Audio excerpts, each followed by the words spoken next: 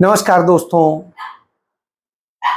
जिनको सुरक्षा नहीं चाहिए उन्हें सुरक्षा मिलती है, जिन्हें सुरक्षा चाहिए उनकी सुरक्षा छीनी जाती है। जहां रेप होता है, गैंग रेप होता है, दूसरी घटनाएं होती हैं, वहां चर्चा नहीं होती। लेकिन एक जगह सिर्फ एजेंडा बना करके उसे रेप बताया जाता है, उससे सब किया जाता है। बिल्कुल, कहीं पर भी कोई चीज हो तो विरोध होना चाहिए, गलत को गलत और सही को सही कहना चाहिए। जम्मू कश्मीर को आग लगा दी जाती है, बर्बाद कर दिया जाता है कि वहां के मिनरल्स पे, वहां की दूसरे और संपदाओं पे कब्जा अदानी अंबानी का करा दिया जाता है।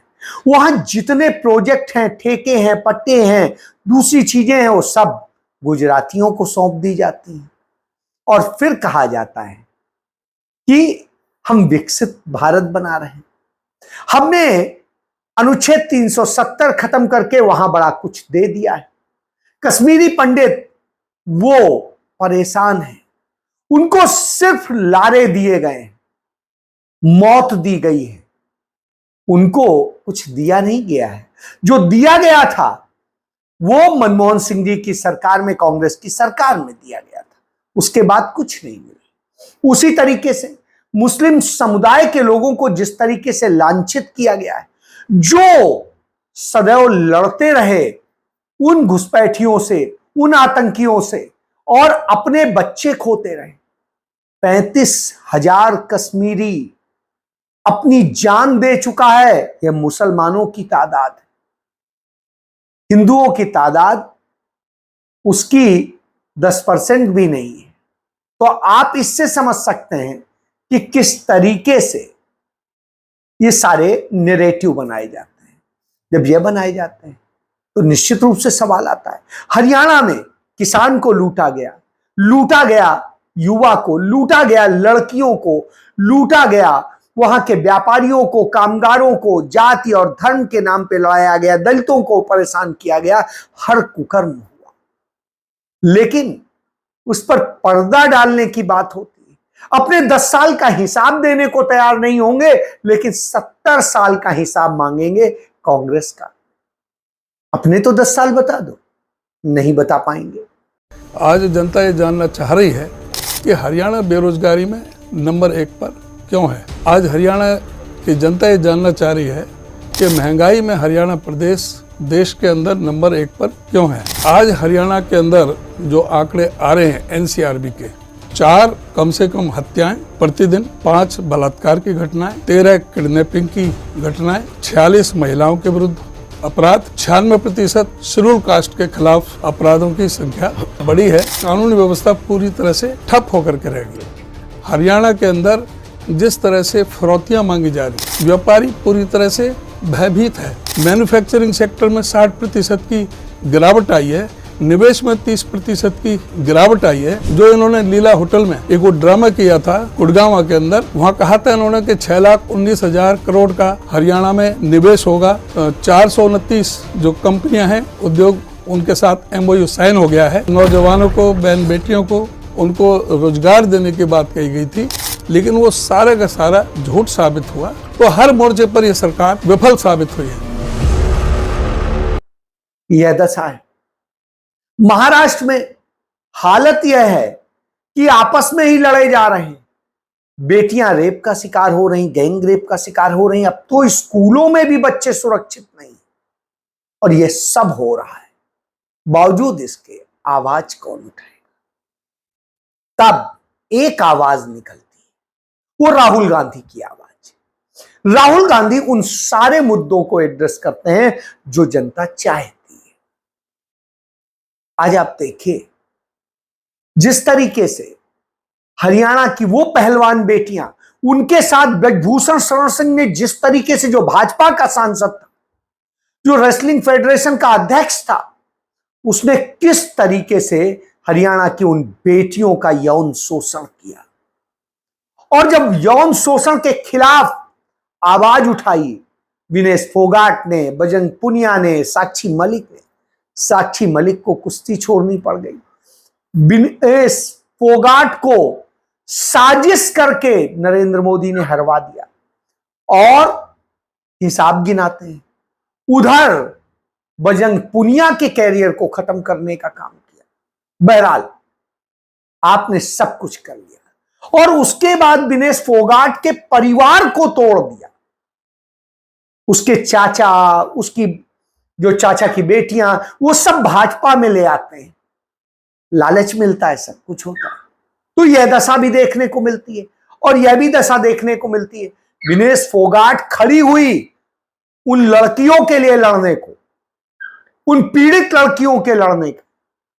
और जब वो वहां लड़ती है तो वो लड़ करके उनको इंसाफ दिलाने के लिए जाती है तो लड़ाई लड़के, लाठी खा के सड़कों पे घसीटी जाती है। बावजूद इसके वो उनकी एफआईआर भी दर्ज कराती है, जांच भी कराने को मजबूर करती है और उसके बाद में चार्जशीट भी होती है। ठीक है, उतनी चीजें नहीं होती हैं, छिपा दी जाती है सब कुछ।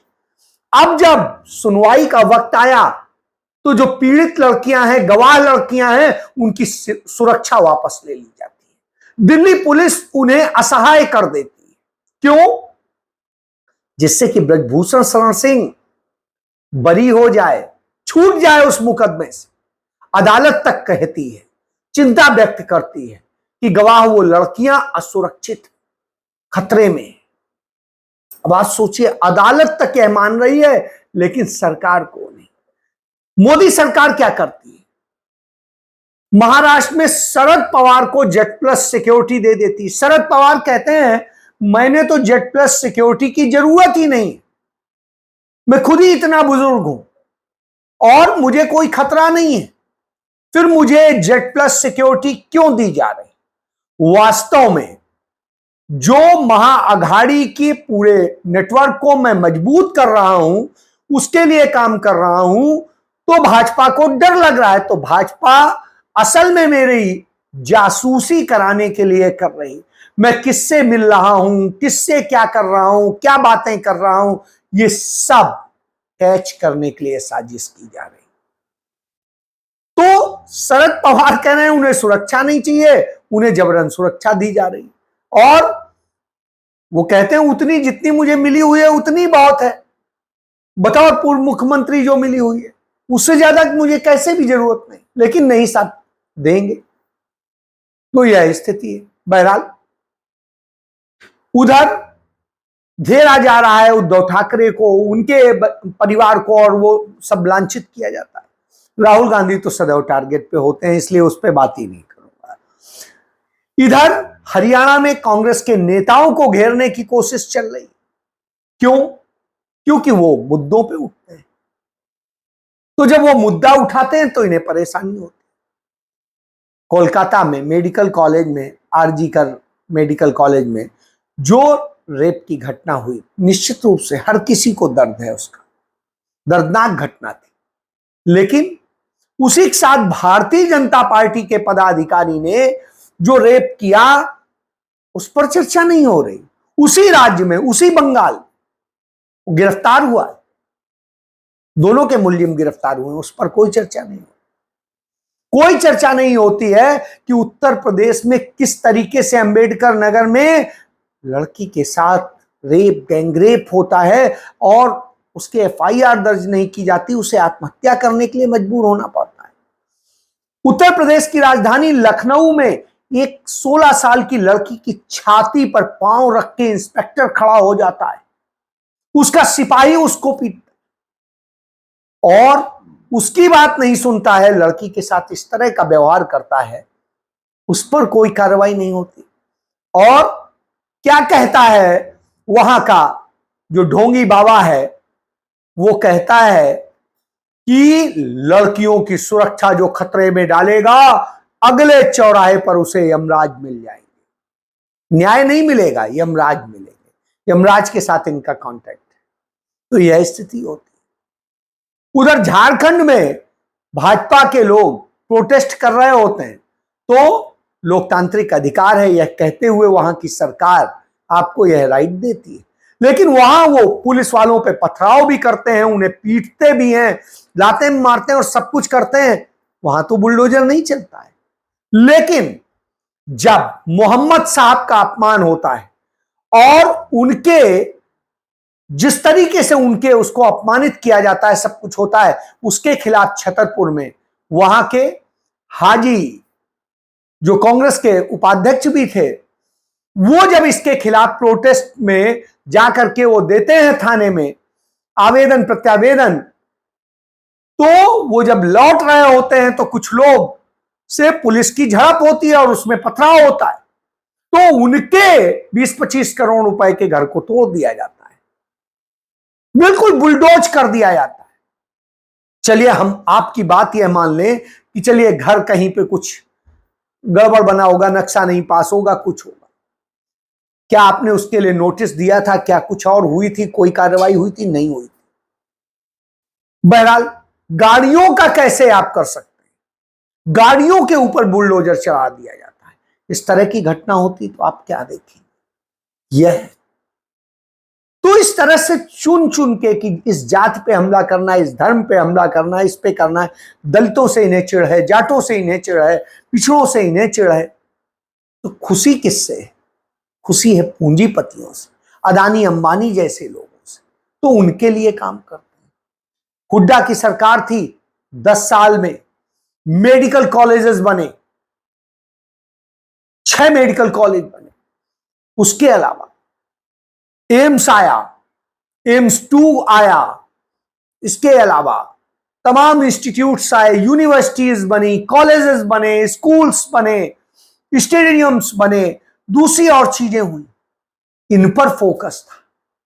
लेकिन इस सरकार में ना एक यूनिवर्सिटी बनी, ना एक कॉलेज बना, ना एक कोई राष्ट्रीय शिक्षण संस्थान आया, और तब 1 दर्जन राष्ट्रीय शिक्षण संस्थान हरियाणा आए थे। सब कुछ आने के बाद यह स्थिति है कि इन्होंने तो बर्बाद कर दिया, और उसके बाद कहते हैं जब हिसाब मांगा जाता है तो इन्हें तकलीफ हो जाती है। क्यों? क्योंकि हिसाब तो दे नहीं सकते। 13 महीने किसान हरियाणा की ही धरती पर बैठे रहे, मरते रहे, 750 किसान मरे थे।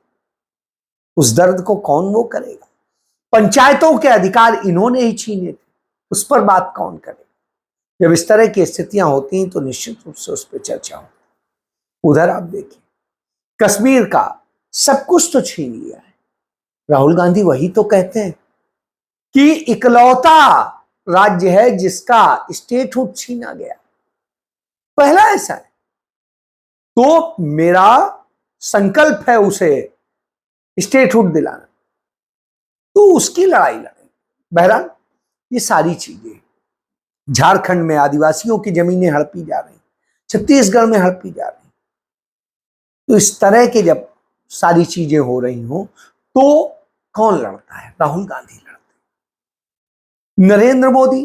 नरेंद्र मोदी विदेश घूम रहे हैं, सब जगह जाते, डर लगता है तो ट्रेन से सफर करते हैं, 10-10 घंटे करते हैं, नहीं तो 1 मिनट इंतजार नहीं कर सकते। आपने देखा था पंजाब में आके खड़े होके, अरे मैं बच के जा रहा हूं, इतना डरपोक प्रधानमंत्री। और हालत यह होती है गांधी नेहरू से बच नहीं सकता है, उनका भूत उन्हें और मूर्तियां परेशान किए रहते हैं।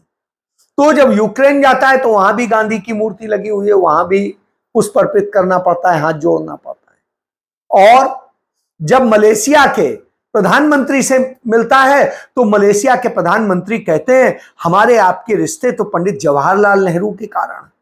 Jawaharlal Nehru and Tun Abdul Rahman has established good relations, but we realize under our generation that this must be further strengthened in a multitude of areas, which covers, as the Prime Minister has rightly put, digital and investments and trade in construction and modern agriculture, education, research, all fields. इसलिए हम भारत को इतना वो करते हैं। समस्या यहां, ये जिनसे परेशान होते हैं वही सामने आ जाते हैं। कभी नेहरू आ जाते हैं, कभी गांधी आ जाते हैं, कभी आज के गांधी राहुल गांधी आ जाते हैं। अब करें क्या? यही भाजपा की सबसे बड़ी पीड़ा है। लेकिन अब जनता अपने नेहरू गांधी के ही परिवार के साथ खड़ी है। वो बता रही है कि हमें अब झूठे राष्ट्रवादी नहीं चाहिए, क्योंकि उन्होंने हमें बर्बाद किया है। जय